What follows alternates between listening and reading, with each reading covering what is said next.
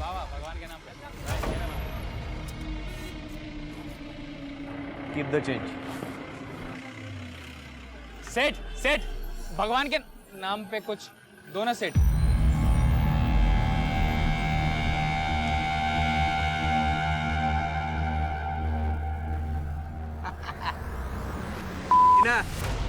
अबे आग।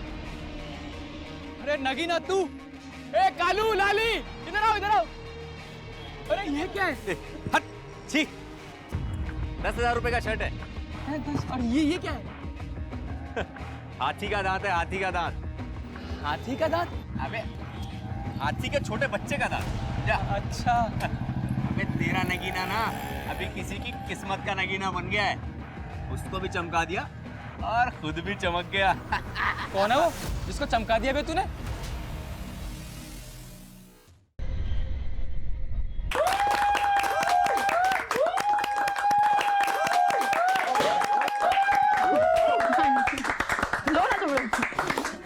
देविका, तुमसे बिछड़ने का दिल तो नहीं करता, पर क्या करें, फेयरवेल भी रस्म है, निभानी तो पड़ेगी ही। देविका, तुम इतनी अच्छी जॉब छोड़कर नोएडा शिफ्ट क्यों हो रही हो? मैं सिर्फ अपने बारे में नहीं सोच सकती ना आरती, मुझे अपनी पूरी फैमिली को साथ लेकर चलना पड़ता है। चलो कोई बात नहीं, हमसे दूर जा रही हो पर दिल से कभी दूर नहीं होगी। कभी भी मेरी जरूरत पड़े तो मुझे याद जरूर करना। पक्का।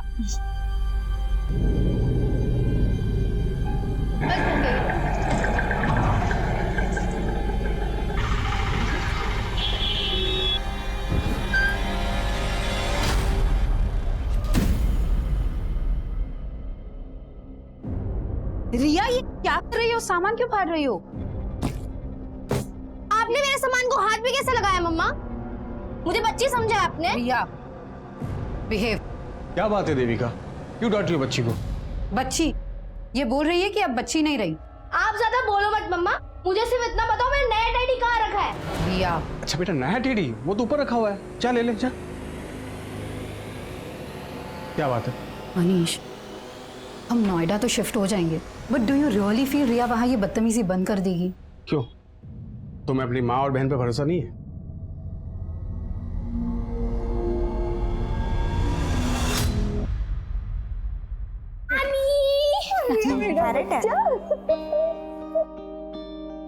कैसी हो माँ? खुश रहो, नमस्ते खुश रहो, खुश रहो।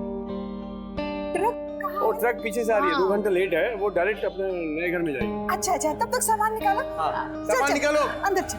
अच्छा, पता है विद्या मौसी ने तो तेरे लिए स्कूल भी सेलेक्ट कर लिया है। नोएडा का बेस्ट स्कूल है। वाओ ग्रेट, विद्या मौसी इज द बेस्ट। और नानी मासी नहीं दिख रही, कब आएंगी? मार्केट गई है, आती ही होगी। ये अरे रिया, हाथ नहीं धोए तो कम से कम सेब धो लेती। Welcome everybody. आ गई विद्या मौसी। ये देखो रिया, मैं आपके लिए क्या लेकर आई हूँ। थैंक यू सो मच मासी। इतनी एक्सपेंसिव गिफ्ट्स देकर क्यों इसे बिगाड़ रही हो? कम ऑन दीदी, ये देखो, मैं तो आपके पति को बिगाड़ने का सामान भी लाई हूँ। दिस इज फॉर यू जीजा जी। अरे वाह, थैंक यू। कम ऑन दीदी, अब खुशी के मौके पर मुंह मत बनाओ। वैसे ही देखो, आपके लिए भी कुछ लाई हूँ।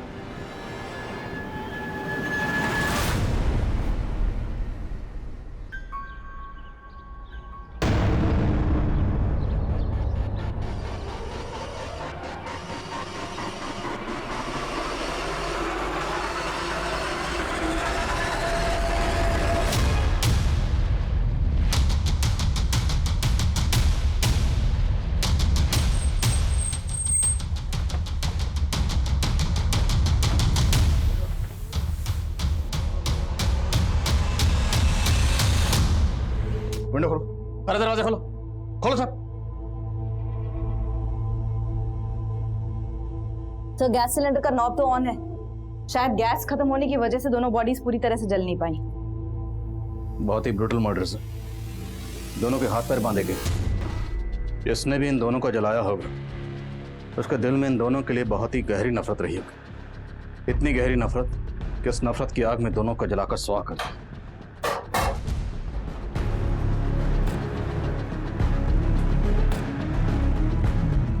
इसकी वजह से मेरे भाई की जिंदगी बर्बाद हो गई। इसका भी यही हश्र होना था। मैम हमको नहीं मालूम ये आदमी और औरत कौन है। तुम्हारे कहने का मतलब है कि ये दोनों इस घर में नहीं रहते थे? मैम ये घर तो सालों से बंद था। हम तो खुद हैरान है कि यहाँ लाशें कैसे पड़ी हैं।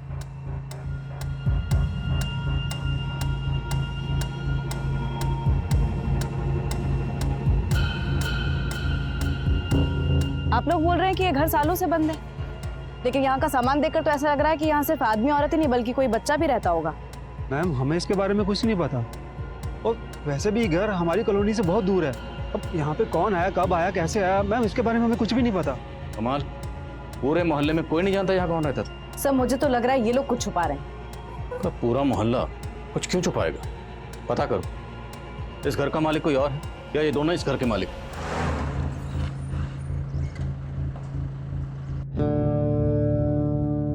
सभी थानों में इंफॉर्मेशन भेज दी गई। आओ। सर निरेश सहगल ब्रोकर है, इसी ने वो घर किराए पे दिलवाया था। किसे दिलवाया था? सर वो एक सिंगल मदर थी सर, अपने इन्फेंट बच्ची के साथ आई थी सर। उस सिंगल मदर का कुछ नाम तो होगा? नाम सर, हाँ देविका जायसवाल सर।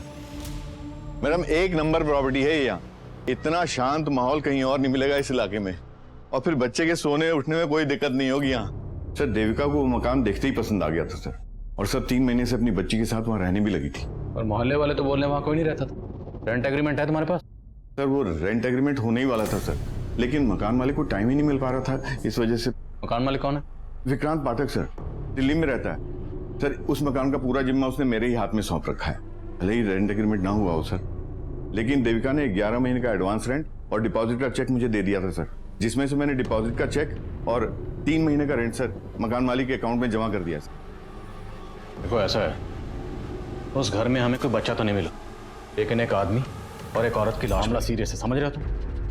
तो ये बताओ, देविका के साथ हमें जिस आदमी की लाश मिली वो आदमी कौन था, और उसका देविका के साथ क्या रिश्ता था? सर मुझे उसके बारे में कुछ भी नहीं मालूम सर, जब से मैंने देविका को पोजीशन दिया मैं वहाँ गया भी नहीं सर। देविका का फोन नंबर और एड्रेस बताओ। सर फोन नंबर दिया तो था उसने, लेकिन सर फोन फॉर्मेट हो गया। देविका ने जो रेंट के चेक्स दिए तो चेक्स हैं तुम्हारे पास? हाँ सर ऑफिस में रखे हैं सर। हमें उनकी जेरॉक्स चाहिए। ठीक है sir. Pandey thank you sir. नजर रखो इस नरेश पे, और देविका के अकाउंट में जो परमानेंट एड्रेस है वो निकलो। सर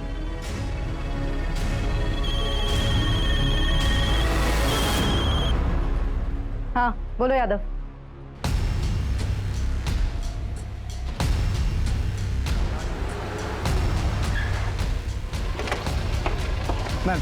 मैम ये केदार मिश्रा है, इसी इलाके का है।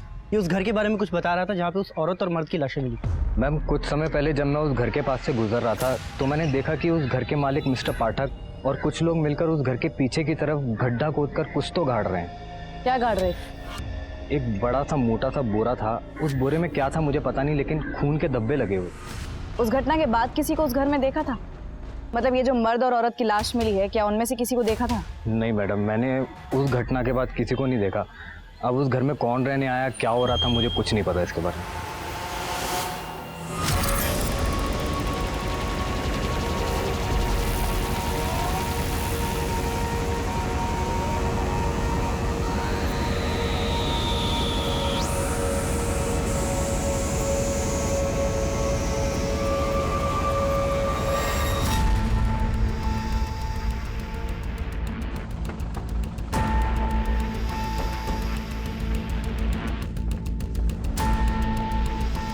तो यही वो जगह है जहाँ केदार ने बोरे को गाड़ते हुए देखा था, लेकिन अभी तक कुछ मिला नहीं।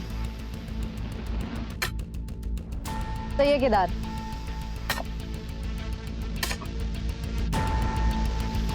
एक मिनट रुको। ओके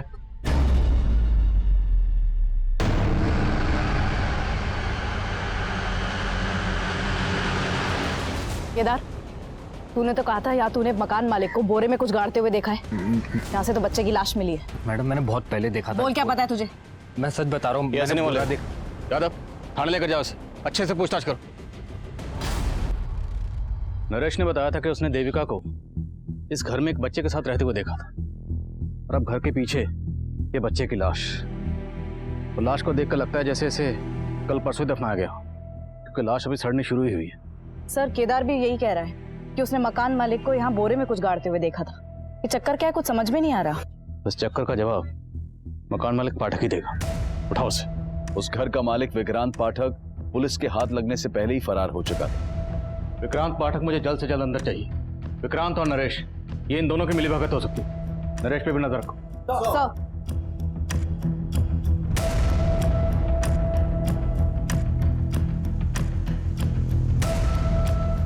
पुलिस विक्रांत को ढूंढने में जुट गई थी। वहीं देविका द्वारा इशू किए गए रेंट चेक्स के जरिए देविका के बैंक अकाउंट की डिटेल सामने आई। सर, देविका की बैंक अकाउंट डिटेल्स में उसका मैरिटल स्टेटस मैरिड था, लेकिन बैंक से उसके पति से जुड़ी कोई भी इंफॉर्मेशन नहीं मिली है। हाँ, परमानेंट एड्रेस जरूर मिला है।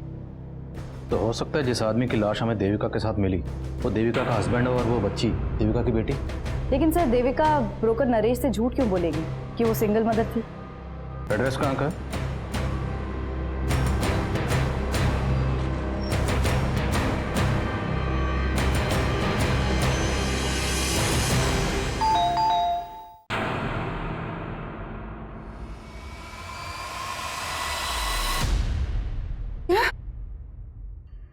देविका की लाश? जी, सिर्फ देविका नहीं, उसके पति और बच्ची की लाश भी मिली। ये आप क्या कह रहे हो सर? कल रात ही तो मेरी बात हुई है देविका के पति और बेटी से, और वो लोग यही पास में ही रहते हैं। वो दोनों यहीं रहते हैं, तो देविका उस किराए के घर में क्यों रह रही थी? और वो बच्ची और आदमी कौन था जिसकी लाशें हमें मिली? मुझे ये सब नहीं मालूम। मैं खुद पिछले 2 साल से देविका को ढूंढ रही हूँ। 2 साल से ढूंढ रही? हाँ सर, 2 साल पहले देविका अपने पति और बेटी से झगड़ा करके मायके चली आई थी, और मनीष जब उसको लेने आया। ये कैसी बात कर रही हो तुम देविका? हाँ, मैं तो खुद तुम्हें लेने आया हूं यहाँ पर। ये सब करके तुम क्या जताना चाहते हो? कि तुम्हें मेरी जरूरत है? सच तो ये है कि तुम में से किसी को मेरी जरूरत नहीं। बेटा,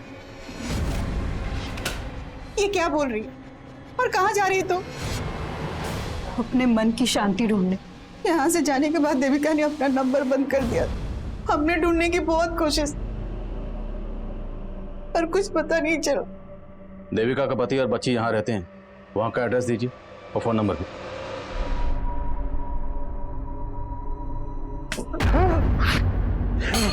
क्या बात है? आप यहाँ पर आराम से सो रहे हो और वहाँ मम्मा, आप मम्मा को वापस कब लेकर आ रहे हो? बेटा वो अब नहीं आएगी यहाँ। बताओ मम्मा क्यों नहीं आएगी? बताओ पापा, मम्मा वापस क्यों नहीं आएगी? शट अप यार। कब यहाँ पर थी तब तो उसकी परवाह नहीं की तुमने। अब मम्मी मम्मी करके मेरा कान खाती रहती है। जा अंदर जा, जा।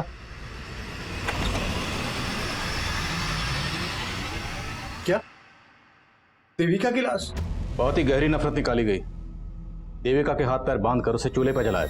वो आदमी और वो बच्ची, ये दोनों कौन हो सकते हैं? सर, मुझे कुछ नहीं मालूम। मैं तो 2 साल से नहीं मिला देविका से। लेकिन ऐसा क्या हुआ था जो देविका आपको तो छोड़कर गई, लेकिन अपनी बच्ची को भी छोड़ गई? सर, दोष मेरा ही है। मैंने गलती ऐसी की थी कि जो देविका मुझे कभी माफ नहीं कर पाई। ये तुम्हारी ब्लेजर से निकले हैं जो तुम परसों अपने आउटडोर ट्रिप पे पहन के गए थे, कॉन्डम्स। देखो देविका, अब तुम कोई झूठी सफाई देने की कोशिश मत करना। मैंने तुम्हारे लिए अच्छी जॉब छोड़ी, यहाँ का छोटी सी नौकरी कर रहे हो, और यहाँ तुम अय्याशियां कर रहे हो।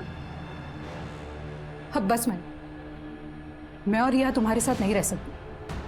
तुम जाना चाहती हो जाओ, मैं तुम्हें रोकूंगा नहीं। लेकिन मुझे नहीं लगता कि रिया तुम्हारे साथ जाना चाहेगी। फिर मैं देविका को कभी खुश नहीं रख पाया। बिलीव मी, उसके जाने के बाद उसकी कमी का बहुत एहसास हुआ मुझे। मैं एक अरसे से उसे ढूंढ रहा हूँ सर। तो ढूंढ लिया होगा उसे, और ढूंढने के बाद जब देविका को किसी गैर मर्द के साथ देखा होगा तो बर्दाश्त नहीं हुआ होगा। क्या बोल रहे हो सर आप? मैंने ऐसा कुछ नहीं किया सर। तुमने बताया कि देविका कहीं जॉब कर रही थी। जी सर, लेकिन जब वो यहाँ से गई तब वो जॉब भी छोड़ चुकी थी। देविका जहाँ जॉब करती थी वहाँ की डिटेल्स दीजिए।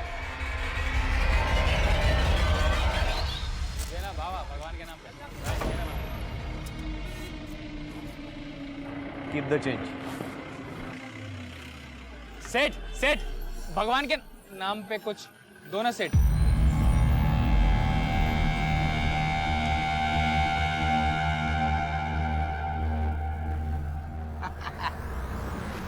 नगीना, अबे आग। अरे नगीना तू, ए कालू लाली इधर आओ इधर आओ। अरे ये क्या है? हट, छी। 10,000 रुपए का शर्ट है। और ये क्या है? हाथी का दांत है, हाथी का दांत। हाथी का दांत? अबे हाथी के छोटे बच्चे का दांत। जा। अच्छा। अबे तेरा नगीना ना अभी किसी की किस्मत का नगीना बन गया है। उसको भी चमका दिया और खुद भी चमक गया। कौन है वो जिसको चमका दिया बे तूने? सर, जिस घर में हमें जली हुई लाशें मिली, उस घर के मालिक विक्रांत पाठक का फोन दिल्ली के मुखर्जी नगर में बंद हुआ था और हमने उसके रिश्तेदारों और दोस्तों से भी पूछताछ की, लेकिन कोई क्लू नहीं मिल पाया कि वो छिपा कहाँ पे। मकान मालिक और किराएदार के अलावा पाठक और देविका के बीच में कोई और कनेक्शन? सर, फिलहाल ऐसा कोई कनेक्शन सामने नहीं आया। लेकिन देविका के बैंक अकाउंट से कोई ना कोई फ़ोन नंबर तो लिंक होगा। उस नंबर की डिटेल्स निकला, शायद कोई क्लू मिले। और ये मकान मालिक पाठक, इसे हाजिर करो। एक बार ये मकान मालिक हमारे हाथ में आ गया तो हमें सब पोस्टमार्टम रिपोर्ट के मुताबिक देविका और उस आदमी को पहले नशीली दवा देकर बेहोश किया गया। घर से मिले ग्लासेस में फ्रूट जूस के साथ साथ दवा के ट्रेसेस भी मिले।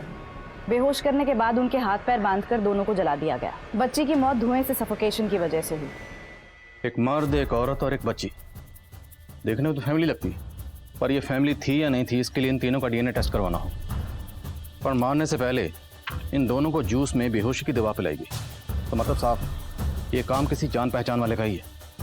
अब ये जान पहचान वाला या तो देविका की पहचान का होगा या उस आदमी की। देविका की पर्सनल और प्रोफेशनल लाइफ के बारे में जानते, देविका के नोएडा वाले ऑफिस में चलते। ये हमारी नगीना ने बनवाया है। देखो ये भी कैसा है, पूरे 2 तोले का है और एकदम सच्ची सोने का है। हाँ, तुम्हारी नगीना को लाखों का कोई भीख दे गया है या लॉटरी लगा है? कोई लॉटरी नहीं लगा है, वो तो हमारे नगीने का दिमाग है। उसने बहुत बड़ी जुगत लगाई है। जुगत? हाँ। शांति बहन, हमको भी तो बताओ जुगत। किसी को बताना मत। वो ना शहर गया था तो वहाँ पर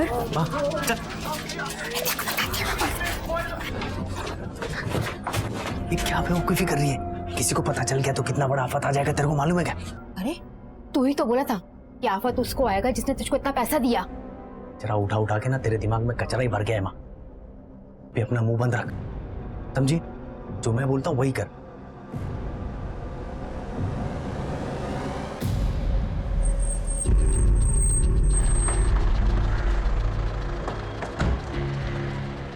सर, देविका तो 2 साल पहले ही यहाँ से रिजाइन करके चली गई थी।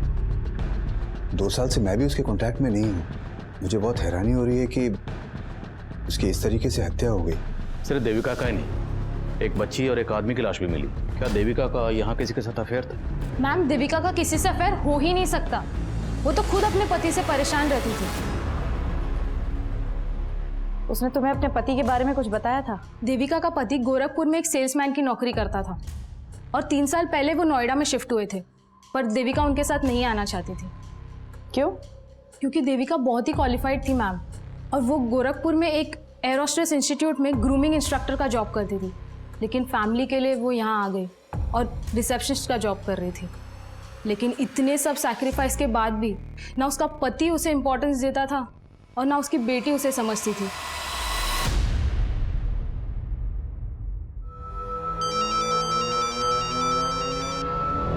सर, उस घर के मालिक विक्रांत पाठक के उसके एक वर्कर के घर में छिपे होने की लीड मिली है।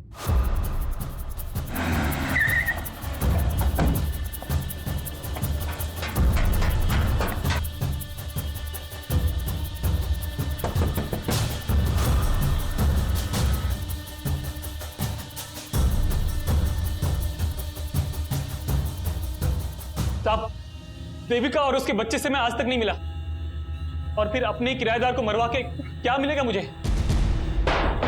एक चश्मदीद ने उसी घर के पिछले हिस्से में तुझे गड्ढा खोदते हुए देखा। वो तो 3 महीने पुरानी बात है साहब। 3 महीने पहले? तो 3 महीने पहले भी किसी को मारा था? नहीं साहब, किसी इंसान को नहीं। मैंने गड्ढे में अपना मरा हुआ कुत्ता गाड़ा था। कुत्ता? हाँ साहब, वो घर ही मनहूस है साहब। मुझे सस्ता मिला तो मैंने ले तो लिया, इन्वेस्ट कर दिया। सोचा था चलो कम से कम किराया तो आएगा, लेकिन दक्षिण दिशा में मुंह होने के कारण कोई भी किराएदार नहीं आ रहा था। उसके बाद मुझे एक बाबा मिले, उन्होंने सुझाव दिया कि अगर घर की मनहूसियत खत्म करनी है तो अपने किसी वफादार जानवर की बलि देनी होगी। इसलिए उनकी बात मान के मैंने तंत्र पूजा की और अपने वफादार कुत्ते की बलि दे दी और उसको गड्ढे में गाड़ दिया साहब। मैंने सिर्फ अपने कुत्ते की बलि दी थी, मैंने किसी इंसान को नहीं मारा साहब।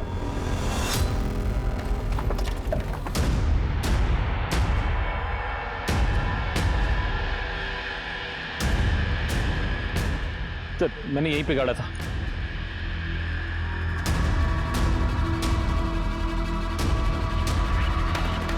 सर यही है सर, कुत्ते की हड्डी देखिए। लेके जा, पता लगा क्या ये वाकई कुत्ते की हड्डी है? ये पाठक हमें घुमा रहा है और देविका से जुड़े जिन जिन लोगों को पाठक जानता है सबका पता लगा। देविका का बॉस मेहता, उसका पति मनीष, कोई भी हो सकता है। सर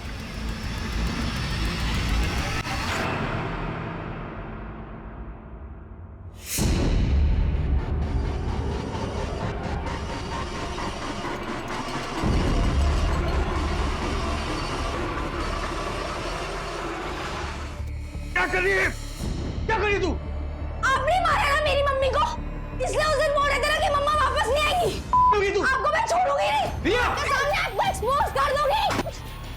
खोलो, पापा, यू आर अ किलर। यहीं अंदर पड़ी रह तू। चुप कर, एकदम चुप चुप।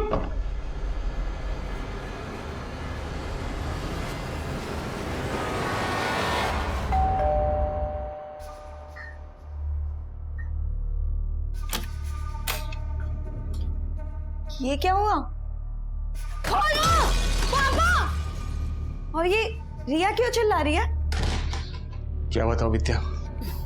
तुम परेशान मत हो, मैं हैंडल करती हूँ। रिया? सर देविका के बैंक अकाउंट से जो नंबर लिंक था ये उसके कॉल डिटेल्स है। इसमें कई सारे नंबर शो कर रहे हैं। मैं एक एक नंबर कॉल करके देख रहा हूँ। इसमें से उन नंबर पर फोकस करो जिनसे देविका की ज्यादा बात होती थी। और सर फॉरेंसिक वालों ने बताया कि घर में से मिली हुई हड्डियां किसी जानवर की ही थी, इंसान की नहीं। मकान मालिक विक्रांत पाठक का देविका के बॉस या मनीष से कोई कनेक्शन नहीं निकला। लेकिन हाँ सर, मनीष का एक छोटा भाई है नीरज, और घर की दीवार पे भी लिखा हुआ था। तो ये मनीष का छोटा भाई नीरज गायब है? गायब तो नहीं है सर। सर एक मिनट सर, देविका के कॉल रिकॉर्ड में एक नंबर नीरज नाम के लड़के का भी है। ये देखिए, नीरज जायसवाल। मैंने इस नीरज को कॉल भी किया था लेकिन इसने उठाया नहीं। तो तुम उठाओ इस नीरज जायसवाल। सर वैसे मैं हर साल एक नई और महंगी गाड़ी लेता हूं। तुम्हारी इस पुरानी गाड़ी का ये नंबर प्लेट मुझे बहुत पसंद आया। कितना लेगा? क्या ये नंबर प्लेट का? अरे नंबर प्लेट का नहीं भाई, पूरी गाड़ी का। आपके लिए 3 लाख रुपया। अच्छा अच्छा ठीक है। चल चल टेस्ट ड्राइव दे। हाँ हाँ टेस्ट ड्राइव दे। जाओ जाओ। भाग रहा है, चल चल पकड़ पकड़ चल चल। साला रुको, साला फिर भाग गया। इस बार हाथ लगा ना, साले की सारी रईसी निकाल दूंगा। आओ, मनीष के छोटे भाई नीरज नहीं अपनी भाभी को बेहोश किया, हाथ पैर बांधे और फिर जलाकर मार दिया। उसके बाद दीवार पर लिख कर गया। सर मैंने कुछ नहीं लिखा सर, लिखा तो उन्होंने मेरी किस्मत में कि मैं उनका भाई हूँ। किसने? तेरे भाई ने? ये सब तेरे भाई मनीष ने किया? कर भी सकता है सर, उन्हें सिर्फ भाभी से नहीं मुझसे भी प्रॉब्लम थी, सिर्फ इसलिए क्योंकि मैं भाभी की बात समझता था। तंग आ गई थी भाभी मेरे भाई से। सर मैं तो कहता था भाभी से कि भाभी अगर ऐसा है तो आप छोड़ क्यों नहीं देती उन्हें, आप क्यों सह रही हो ये सब? प्रॉब्लम सिर्फ मनीष में नहीं है नीरज, प्रॉब्लम मेरी बहन में भी है। मैं सिर्फ और सिर्फ रिया के लिए रुकी हूँ। जब वो मुझे समझने लग जाएगी मैं उसे लेके हमेशा के लिए चली जाऊंगी। लेकिन सर रिया को विद्या ने अपने फेवर में कर रखा था पूरी तरीके से। वो विद्या और मेरा भाई मनीष, उन दोनों ने मजबूर किया मेरी भाभी को, और इसलिए उन्होंने अपनी बेटी को छोड़ा सर। तब तो तू ये भी जानता होगा कि देविका कहाँ रहती थी? उन्होंने अपना नया नंबर मुझे दिया था, इसलिए कभी कभी मेरी बात हो जाती थी उनसे।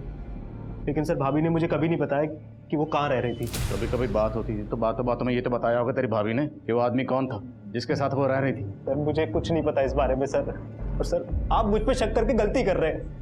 ये सब मेरा भाई मनीष और वो भाभी की छोटी बहन विद्या, ये उन दोनों का रचा हुआ पूरा प्लान है। सर भाभी के जाते उन दोनों ने शादी भी कर ली थी। साली साली रहती तो अच्छा था। साली जब घरवाली बनती है यही कांड होते हैं। तो तुम क्या चाहते थे? बिना किसी रिश्ते के सोती रहती तुम्हारे साथ? अब रिश्ता जोड़ा है तो भुगत। कहती थी रिया की मां बनूंगी तो सब कुछ संभाल लूंगी। क्या खाक संभाला तुमने? हमारे सर भी फोड़ रही है और किस्मत भी।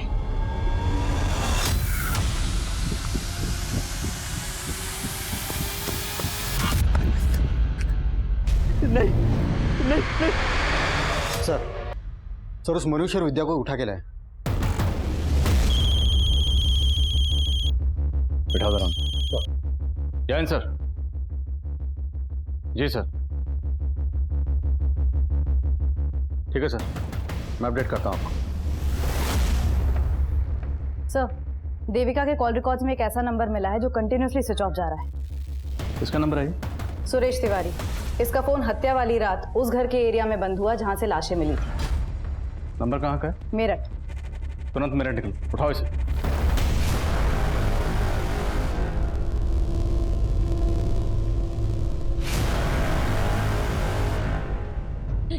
नहीं सुरेश जी छोड़िए उसको। नहीं हर्षा, हमारे पास अभी कोई चारा नहीं बचा हर्षा। वो आदमी हमें जीने नहीं देगा।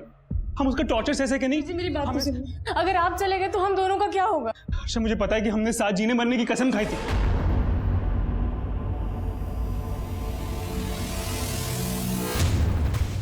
सर आप ऐसे कैसे हमें उठा कर ले आए? जैसे तू लेकर आया अपनी साली को अपनी जिंदगी में। जीजा साली से बन गए मियां बीवी। फिर आखिर ऐसा क्या हुआ कि नौबत एक दूसरे का सर फोड़ने तक आ गई?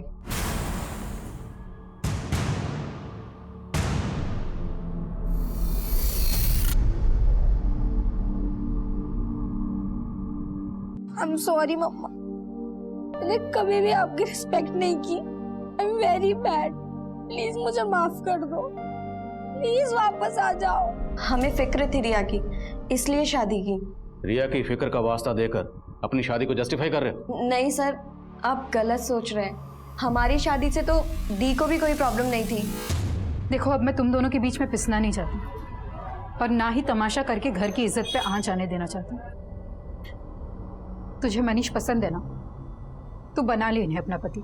मुझे कोई प्रॉब्लम नहीं है। बस प्लीज प्लीज मेरी बेटी रिया का ख्याल रखना।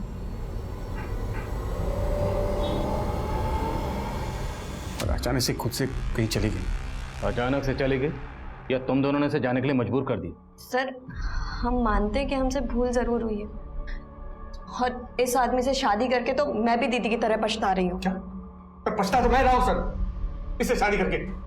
और रिया भी तुम्हें मां बनाए कभी खुश नहीं रही। इसने हम सबकी जिंदगी बर्बाद कर दी सर। जिंदगी तो तुमने हमारी बर्बाद की। चुप। जिस कांड के बारे में पूछ रहा हूँ ना उसके बारे में बात करो। कैसा कांड सर? मैंने कोई कांड नहीं किया सर। मैं तो रिया की खुशी के लिए जेन्युइनली देविका को ढूंढ रहा था। तुम देविका को ढूंढ रहे थे और तुम्हारा छोटा भाई नीरज वो लगातार देविका के टच में था। क्या? तेरी नौटंकी तेरे घर पे देख चुका हूँ। बोल, तेरी बीवी देविका के साथ जो आदमी रहता था वो कौन था और वो बच्ची कौन थी जिसकी लाश हमें मिली? उन दोनों का देविका के साथ क्या ताल्लुक था? क्यों मारा उन दोनों को? क्या आदमी? कौन आदमी? आप क्या बोल रहे सर? मैं किसी आदमी को नहीं जानता और मुझे तो अभी मालूम पड़ा कि मेरा भाई नीरज देविका के टच में था। हाँ सर, ये सच बोल रहे हैं। हम लोगों को इस बारे में कुछ नहीं मालूम था। सर मुझे तो लग रहा है अगर ये मनीष और विद्या का गेम है तो इसमें मनीष ने अपने भाई नीरज को फंसाने के लिए प्लान किया होगा और दीवार पे वो सब लिख दिया होगा। लेकिन मनीष अपने छोटे भाई नीरज को क्यों फंसाएगा? क्या उसे ये शक था कि उसके छोटे भाई का उसकी बीवी के साथ? बोलो। सर, सुरेश 2 साल से गायब है। What? 2 साल से गायब? हाँ सर, सुरेश यहाँ अपनी पत्नी हर्षा और एक बच्चे के साथ रहता था। हर्षा तो यहाँ नहीं है। पता चला है कि सुरेश मेरठ में जल विभाग में क्लर्क था। अगर ये सुरेश 2 साल से गायब है तो इस सुरेश के नाम पर जो मोबाइल नंबर रजिस्टर्ड है उस नंबर से देविका को कॉल कौन करता था?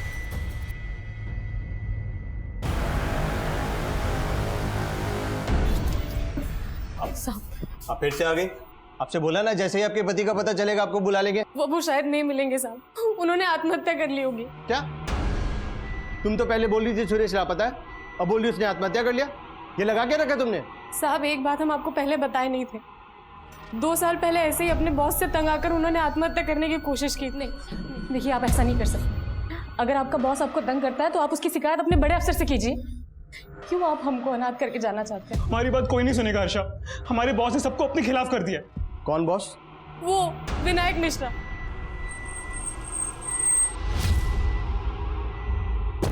हाँ मैडम, सुरेश यहाँ मेरे अंडर में ही काम करता था, लेकिन 2 साल पहले वो अचानक से गायब हो गया।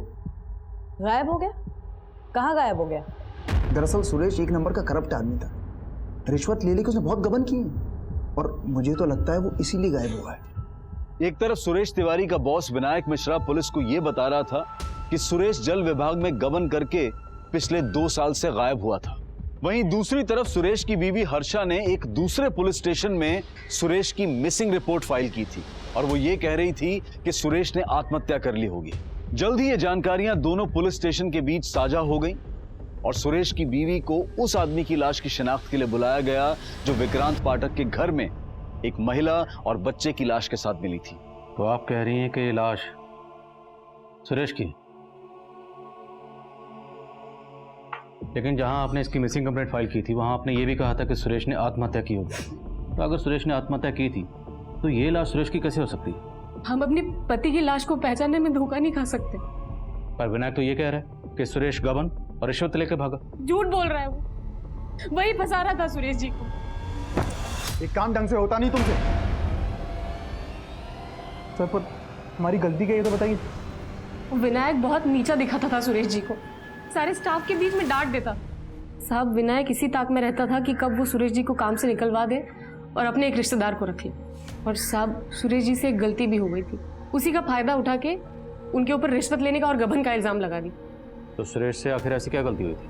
साहब इन्होंने आत्महत्या तो नहीं की थी, लेकिन उससे पहले विनायक को एक सुसाइड लेटर मेल कर दिया था। मैडम वो कुछ मरना वरना नहीं चाहता था, वो मुझको ब्लैकमेल करना चाहता था, वो ईमेल करके। मैं अपने बॉस विनायक की वजह से आत्महत्या कर रहा हूँ? मेरी मौत का जिम्मेदार मेरा बॉस विनायक है। मैडम उसका ईमेल पढ़ के मैं बहुत डर गया था और अगले पल देखा वो ऑफिस में था। तुमने ईमेल के बारे में पहले क्यों नहीं बताया? मैडम जब से पता लगा वो गायब हो गया है, मुझे डर था कि वो ईमेल किसी के हाथ ना लग जाए। डर इसलिए गए थे क्योंकि उसकी हत्या में तुम्हारा हाथ है। मैडम मैं सच कह, उसके साथ एक औरत देविका का भी मर्डर हुआ और इसकी बच्ची का भी। तुमने ही किया है ना? मैडम मैं सच कह रहा हूँ, मैं इनको जानता भी नहीं हूँ। आप कह रही हैं कि आप इस देविका को नहीं जानते, पर यह दावा कर रही हैं कि इस देविका के साथ हमें जिस आदमी की लाश मिली वो आपके पति सुरेश की लाश। तो अचानक 2 साल बाद आप अपने पति की आत्महत्या की खबर देने पुलिस स्टेशन क्यों गए? क्योंकि 2 साल से सुरेश जी हमारे संपर्क में थे। वो भागे जरूर थे 2 साल पहले विनायक से डर के, लेकिन बीच बीच में चोरी छिपे हमसे मिलने आया करते थे। फिर अचानक से उन्होंने घर आना बंद कर दिया। उन्होंने जो नया नंबर लिया था वो भी बंद आने लगा। बस इतना पता था कि वो यहाँ शहर में कहीं रहते हैं, तो इसलिए उन्हें ढूंढने आ गए और जब वो नहीं मिले तो उनकी मिसिंग कंप्लेंट लिखा दी हमने। आपके सुरेश जी ने शायद घर आना इसलिए बंद कर दिया होगा क्योंकि सुरेश ने दूसरा घर बसा लिया था इस देविका के साथ। क्या बात कर रहे हैं साहब आप? वो सपने में भी हमें धोखा देने की नहीं सोच सकते।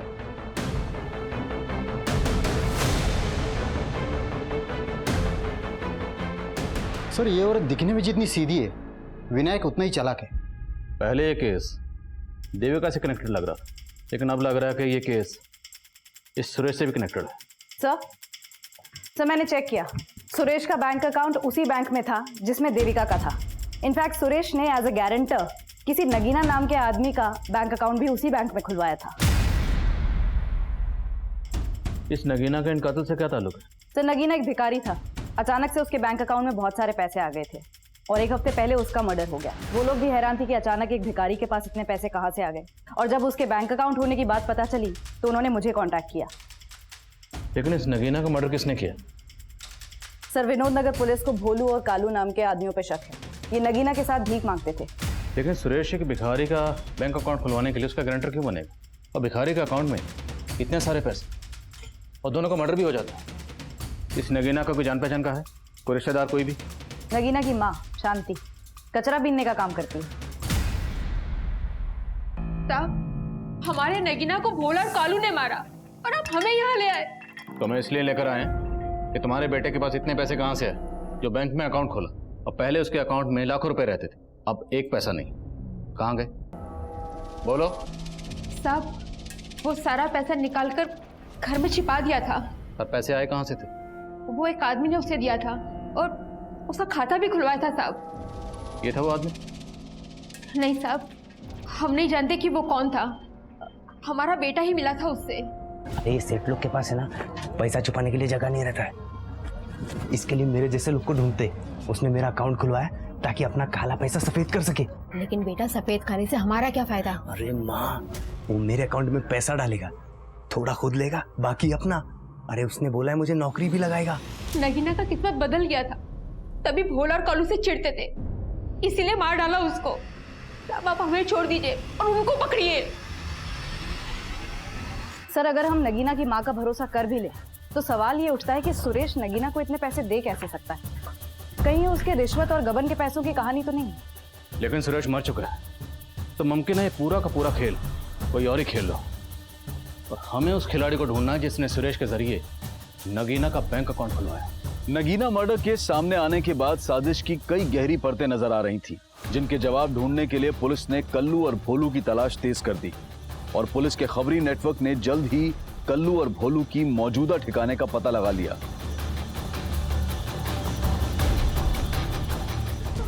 तब हमने नगीना को पैसों के लालच में नहीं मारा, वो कभी ना लाली को अपने साथ लेके चला गया। लाली? कौन लाली? तब मेरी दोस्त, हम सब साथ में भीख मांगा करते थे। एक दिन नगीना वहां आया और लाली को पैसों का टसन दिखाने लगा। जब लाली को उसने हमसे छीन लिया था और पूछने पे भी नहीं बताता था कि वो कहाँ है। लाली कहाँ है बे? बोल। अरे कितनी बार बोलूं, मुझे नहीं पता। साले बता, नहीं तो यहीं काट दूंगा। बता बता। रुक, रुक।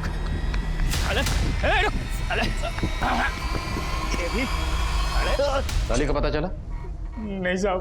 देखो अगर माँ करो जरा धुलाई। सर, घर से जो 2 जली हुई लाशें मिली और घर के पीछे से जो बच्ची की लाश मिली है, इन तीनों की डीएनए रिपोर्ट्स आ गई हैं। बहुत ही चौंकाने वाली रिपोर्ट्स हैं।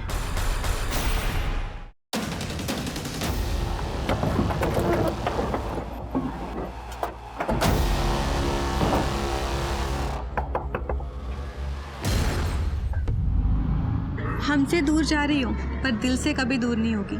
कभी भी मेरी जरूरत पड़े तो मुझे याद जरूर करना। अरे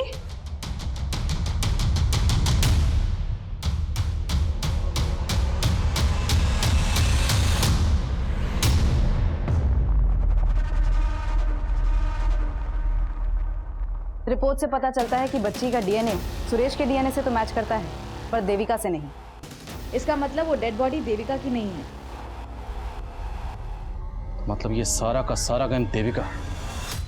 नजरें मत झुकाओ, जो किया वो क्यों किया ये बताओ।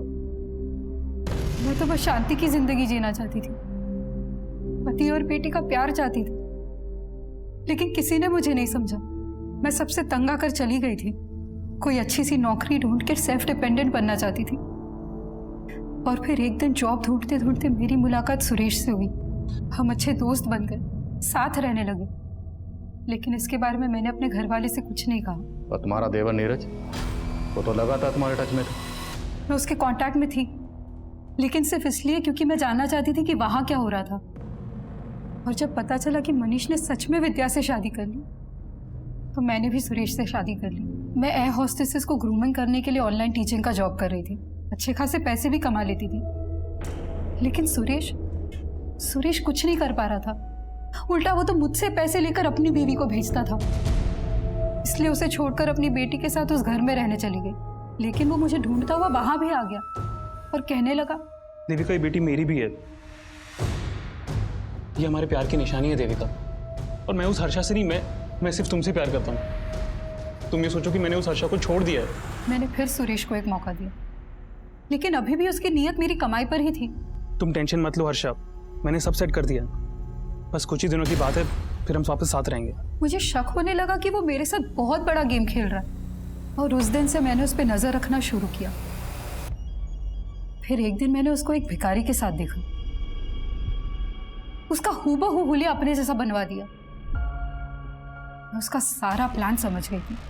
वो उस भिखारी को मार के ये साबित करना चाहता था कि वो मेरे साथ मारा गया। सुरेश नगीना को मारना चाहता था? जी सर। पर मैंने उसका ही प्लान उस पर उल्टा चल दिया। फिर मैंने नगीना को पैसे का लालच देकर अपनी कदकाठी की लड़की का इंतजाम करने के लिए कहा। और नगीना भिखारन लाली को तुम्हारे पास लेकर आया। जी आपने अपना नाम नहीं बताया? जी मेरा नाम लालिमा। अच्छा तुम नहीं ले रही हो? नहीं, मैंने अभी खाना खाया। लालिमा पियो ना।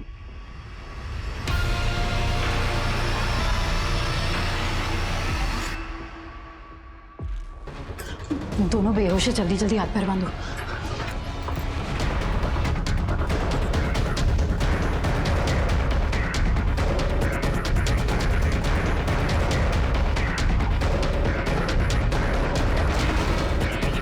हमने उन्हें तो मार दिया, लेकिन मुझे नहीं पता था कि उस धुएं में मेरी बेटी। सब मैं अपनी बेटी को नहीं मारना चाहती थी, लेकिन वो। पर तुमने दीवार पर वो सब क्यों लिखा था? मुझे नीरज से पहले कभी कोई शिकायत नहीं थी, लेकिन जानती थी कि जब आप मनीष के भाई तक पहुंचेंगे तो आपको लगेगा कि ये मनीष की ही चाल है, और मैं मनीष को फंसाना चाहती थी, उसे बर्बाद करना चाहती थी। आज सिर्फ और सिर्फ उसी की वजह से मेरी जिंदगी बर्बाद हो गई। तुम्हारी जिंदगी खुद तुम्हारी वजह से बर्बाद हुई।